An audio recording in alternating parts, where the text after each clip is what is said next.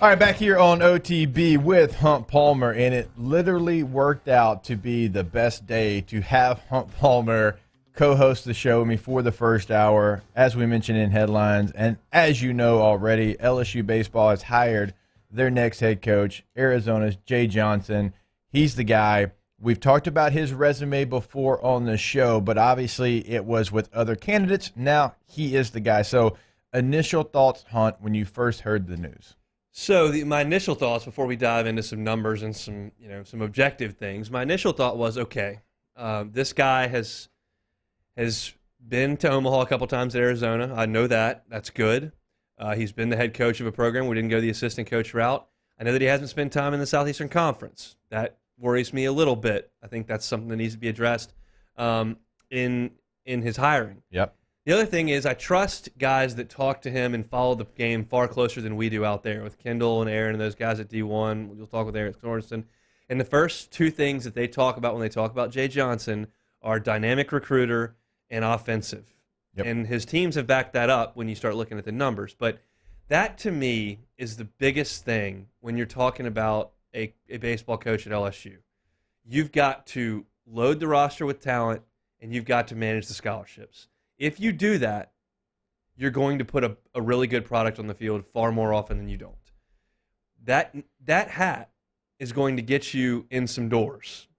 You've got to be able to close it. Right. And this is not a situation where you're talking about like Tennessee football or Nebraska football, or you're talking about some basketball program that was good years and years and years ago that's not anymore. LSU's brand is still very strong. Yep. Dylan Cruz was the best high school player in the country 2 years ago, and he showed up in Baton Rouge. Alex Bregman, DJ LeMahieu are doing things. Aaron Noel is doing things in the Major League. This is still a strong, strong brand despite what's gone on in the last couple of years. So, to me, that's the positive. There are some things that really concern me, and we'll get to that. But my initial reaction is, I know he's been to Omaha. I know he's had some success, and they say he's a really good recruiter who is offensive-minded. And so my thought is that's a good start. Give me somebody that knows how to recruit this area on your staff. I mean, when you start speaking of offensive-minded, his offense has led the Pac-12 in hits, runs, and doubles in 4 of the 5 full seasons, including the last 2 seasons, 2019, last full season before this year in 2021. Offense has led the Pac-12 in batting average, on-base percentage, and slugging percentage in 3 of his 5 full seasons, including the last 2, again, 2019 and 2021, the last 2 full seasons. One of only 9 coaches with multiple College World Series appearances since 2016. I mean, there's a lot of numbers that jump out to me that I really, really like. Now, who he hires as his pitching coach, and we can get into that a little bit later, that to me is going to be the key to all of this. Because offense, check, right? Recruiting, check, which was a big question as well. After you lose Nolan Cain, I'm not going to lie to you. The job that Nolan did, and that made me nervous. But it is good that you get a head coach that is hungry to go out and recruit as well. And I don't necessarily think, to your point, because of the hat he has on, you don't have to know the footprint of the SEC, because baseball is not like football where you got to dominate Louisiana, put a fence around it, and then dominate the Southeast. You can go get kids from everywhere, right? Your best players from Florida. Your middle infield next year could possibly both be Southern California guys in Thompson and Arnold, okay? So you've got guys from everywhere. Do you have your Louisiana guys that are key to your success? Trey Morgan, your Duke guys, absolutely. But it is more of a national recruiting map than it is, say, even in football. Well, exactly. It's not like football much at all. You put your LSU windbreaker on and hat, and you go to the Perfect Game showcases in Florida and California and up at Wrigley in the summer, and you start building relationships with 15-year-old prospects, and so that's something he's always done. I saw an interview with it was actually on Channel 9 last night that Steve Snyder ran, that he ran some video from Arizona's athletic director when he hired him, and the Arizona's athletic director said, hey, I was talking to some people about who to hire, and I talked to John Cohen, who was Mississippi State's coach at the time, said, hey, we pride ourselves on getting to guys first when they're freshmen, sophomores, and projecting and getting them on campus. The only guy who I would consistently run into that issue with was Jay Johnson when he was at Nevada. So that's huge to me. I think that's something that has been lacking a little bit around here, and he will take that big time. And look, it already paid a little bit of dividend last night. Sight unseen, the best junior in his recruiting class to Arizona flipped on a dime and is Romero, shortstop. from Southern California. The best high school shortstop in California is already said, I'm coming to Baton Rouge. If I'm not mistaken, Perfect Game had him as a 10. Yeah. Right. And overall. Which means so he's a draft risk. There's no question. But he's also 6 feet tall. No, they had him ranked at 10, meaning like exceptional prospect with a chance to get drafted, to your point.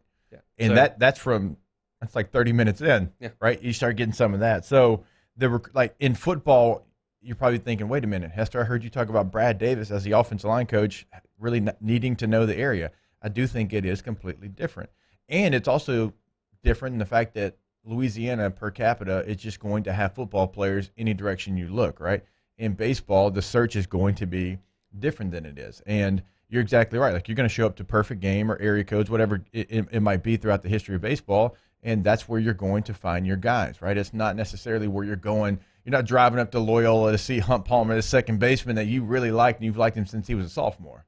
Right. And you've got to make sure, I'll just go back to the last two good LSU teams. You've got to make sure that the 17 team, you got to get Dykeman. You've got to go out there and you've got to get Cole Freeman.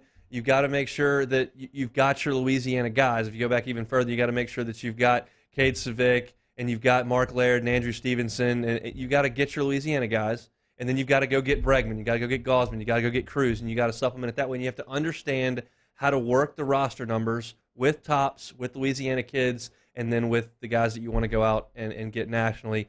That's something that he's done a great job with the two places he's been, and I anticipate that he'll do a great job here. And so he's stepping into a pretty good situation. I do want to get to some of the other stuff, some of the background of where he's come from.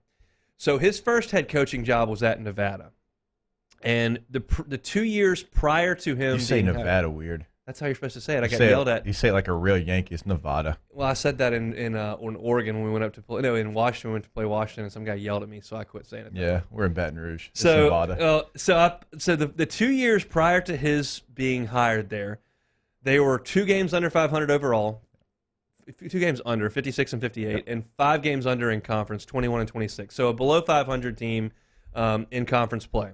In his 2 seasons there, they were 29 games over 500, 72 and 43, and 15 over 500 in conference, 37 and 22. So he took a very mediocre program and really elevated them, especially his second year. They were great. That's one thing, a little stop at Nevada, whatever. The Arizona comp is something that I think is pretty relevant because there's one really strong similarity with the program he took over at Arizona and the program he's taking over at LSU. 4 years prior to his taking over at Arizona won the College World Series. They were 48 and 17, 28 and 10, beat South Carolina, won the College World Series.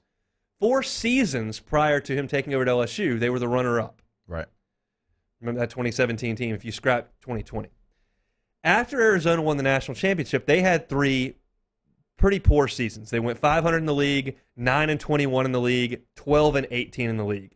So they went from the highest of highs and just kind of sputtered. Yeah. That's what you're looking at LSU right now. They went from the highest of highs right there, 2 games away from Omaha, and they weren't terrible. The bottom didn't totally fall out. But they snuck into the tournament. Yeah. And Arizona was left out the 3 years prior to him being there, and LSU's kind of been one of the last 4 or 5 in the last 2 times. So that's very similar. So what did he do at Arizona? Well, he came in, and it's very well known by now. His first year, they went 49 and 24. They were 17 and 15 in the league and went to Starkville, swept a Super, went to College World Series, and they were the runner-up in the College World Series. And in his first year. Then what's he done after that? Well, I'll give you the conference record because I think that's the most important thing. 16 and 14, 14 and 16, 15 and 14, skip 2020, 21 and 9. So there's 2 ways to look at this. In his 6 years at Arizona, he's been to the College World Series twice. Right. That's really good. The other side of it is in his first 3 years, he was a 500 conference coach before popping this year 21 and 9 and going to the College World Series. People by now know this about me. This is how I view performance in college baseball. I'm less prone to look at 2 College World Series appearances in 6 years and more prone to look at you were a 500 coach in the league for 3 years before this year. Mm-hmm. I look at that 30-game sample size and the 56-game sample size of the regular season more closely than I look at What'd you do on a weekend in a regional? Anybody can pop a couple 3-run homers in a regional. It happens every year. 3 seeds win like LSU just did. Yeah. But eventually they ran out of gas. That concerns me a little bit. You're talking about after they went to College World Series and went to the championship series, they lost a regional in Lubbock. They were left out in 2018, and they were left out in 2019, his third year. Now, this is something that's also relevant in Baton Rouge. In 2019, when they were left out, they won their last 10 games and 13 of their last 14. They were over 500 in the Pac-12 with that, and were the first team left out. Right. I like the fact they won their last 10. That's good. That shows some improvement towards the end. But the concern I have is essentially 500 in the league 3 years after going to the College World Series final before a great team this year. Yeah, so it's not the bookend years for you. It's what's going on in the middle. The meat. And that's what you want to learn. That's the questions that you have. And, how would you rate, let's throw it this way, how would you rate the Pac-12 as a conference from 2016 to 2021? Well, obviously you had three monster Oregon State teams in there. You had a couple of good UCLA teams. Stanford, and Oregon has just come on the last couple of years to be a better club.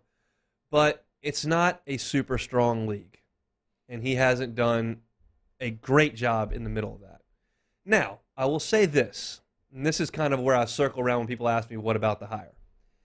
He did a good job at Nevada, and he did a good job at Arizona. He got to the College World Series twice. They were competitive. He had one really good team in 2021. He did a good job.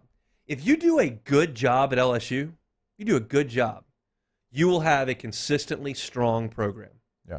And you have the ability, with a consistently strong program, to get hot one June. You've got to do a very poor job at LSU to not make the tournament and kind of run the program into the ground. Like, you got to do a poor job, because you've got a stacked deck here. You've got resources, you've got commitment, you've got brand awareness, you've got money, so if you do a good job, you will build a strong program. If you do a great job, you'll build a machine. Right. You hope that with the resources, he builds that machine. If he does what he's done, you'll be good. Another thing that stood out to me, and look, we'll take a break, and trust me when I say we're going to come right back to this when we come back from that break, but 17-8 in the NCAA tournament, that to me is something that I do like as well, having success in that tournament, because I do agree with you.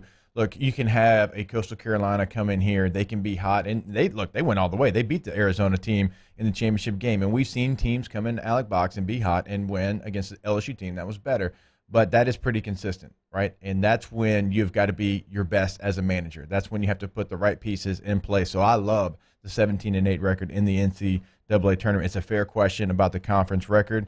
That is something that obviously we pay attention to a lot here. Like, we don't, the overall record is what it is. What were we counting all year this year? Try to get to 13 in that game, trying to get to 20 when you're trying to be, when you're really LSU. So I do appreciate that. And you're just going to leave out his Point Loma job when he was 37-16 in 2005. Yes, I am. Head coach of the Sea Lions. I'm going to leave that out. I was like right by my house. Sea Lions, Stony Brook, Sea Wolves. See?